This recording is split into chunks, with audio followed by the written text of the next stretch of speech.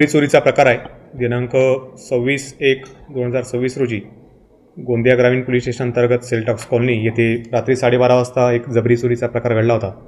याच्यामध्ये फिर्यादी प्रतीक उईके आपल्या आईसोबत राहतात आणि रात्री 12:30 वाजता त्यांच्या घराचा दरवाजा नॉक करून दोन व्यक्ती ज्यांनी चेहऱ्यावरती मास्क बांधला होता ते जबरदस्ती घरामध्ये आत शिरले आणि त्यांना मारहाण करून त्यांना चाकूचा दाग दाखवून हातपाय बांधून त्यांनी घरातून जवळपास 139 ग्रॅम सोन्याचे दागिने, 438 ग्राम चांदीचे दागिने आणि 28,000 रुपये रोख असा एकूण जवळपास 20,96,000 रुपयाचा मुद्देमाल जो आहे तो जबरी चोरी करून नेला होता.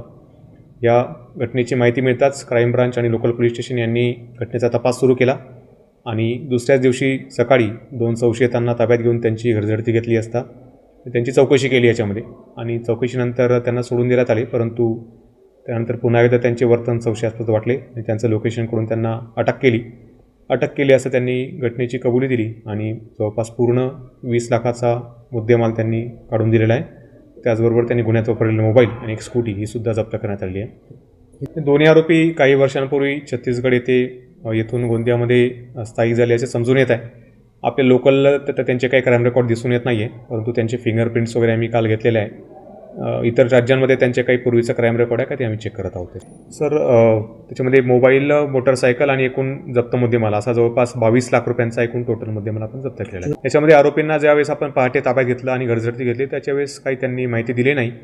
त्यानंतर आपण काही वेळ चौकशी करून त्यांना परत सोडून दिले. त्यानंतर काही वेळाने आपली टीम त्यांच्या घरी पुन्हा एकदा चौकशी करण्यासाठी गेली असता त्यांच्या घरी लॉक लावलेले मिळून आले होते.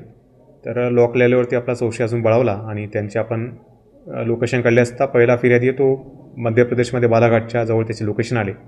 तर तातडीने आपली टीम जाऊन त्याला रस्त्यावरूनच तिथे ताब्यात घेण्यात आले. तिथे त्याला विचारपूस केली असता त्याने सांगितलं की ही चोरी त्याने त्याच्या मुलासोबतच केलेली होती. मुलाचं लोकेशन विचारलं असता त्याने सांगितलं की त्याने मुलाला बस स्टँडवर ड्रॉप केलेलं आहे. तर मुलाचं लोकेशन काढलं असता तो सुद्धा एका बसमध्ये होता, तर त्यालासुद्धा बसमधून ताब्यात घेण्यात आले. ज्यावेळेस त्याला बसमधून ताब्यात घेतले त्यावेळेस त्याच्याकडे एक पिशवी होती, त्या पिशवीमध्ये हा सर्व मुद्देमाल मिळून आला होता. त्यानंतर मग जी स्कूटी आहे ती त्यांच्या राहत्या घरातून जप्त करण्यात आली.